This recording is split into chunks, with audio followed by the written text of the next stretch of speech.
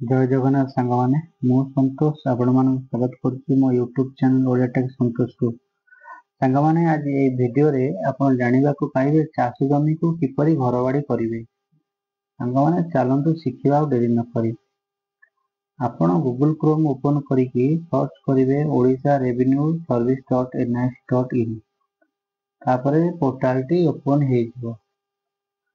Then आपण कौन करेंगे apply for conversion of agriculture land रे क्लिक करेंगे। तापर government of Odisha revenue and disaster management portal टी ओपन हो जिवो।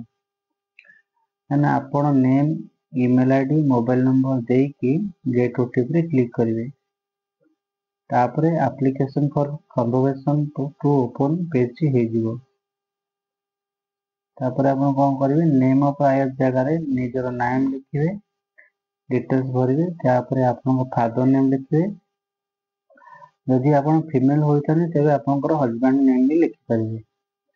तापरे विलेज जगह रे विलेज लिखिबे, एड्रेस जगह रे निजर एड्रेस लिखिबे, डिस्ट्रिक्ट लिखिबे, स्टेट लिखिबे, निजर पिन कोड लिखिबे, ईमेल आईडी लिखिबे एवं मोबाइल नंबर देकी प्रोसेस करिवे।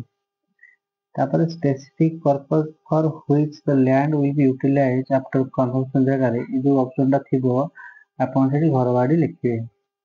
तापर कौन करिवे तापर पर्टिकुलर फॉर लैंड जगह रे पट्टा रे जहा डिटेल्स थिबो सेटा लिखिबे।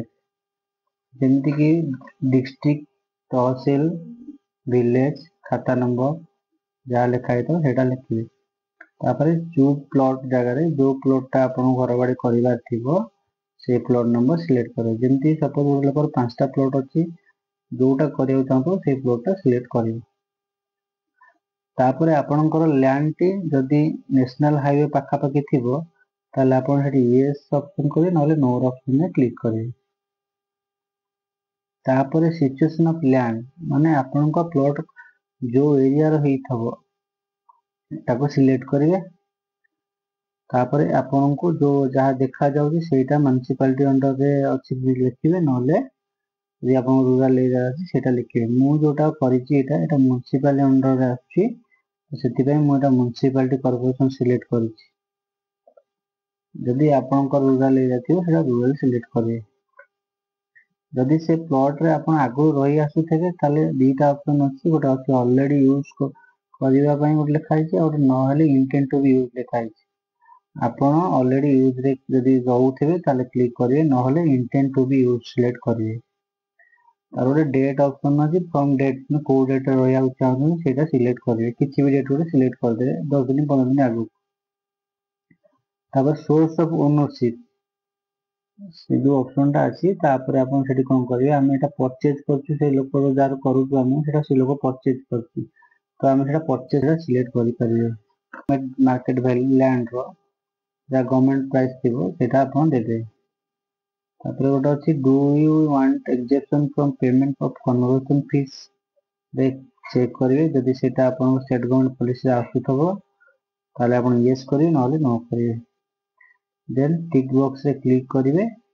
क्लिक करिके प्रोसेस करी कैप्शन देकी नेक्स्ट रे प्रोसेस करिवे।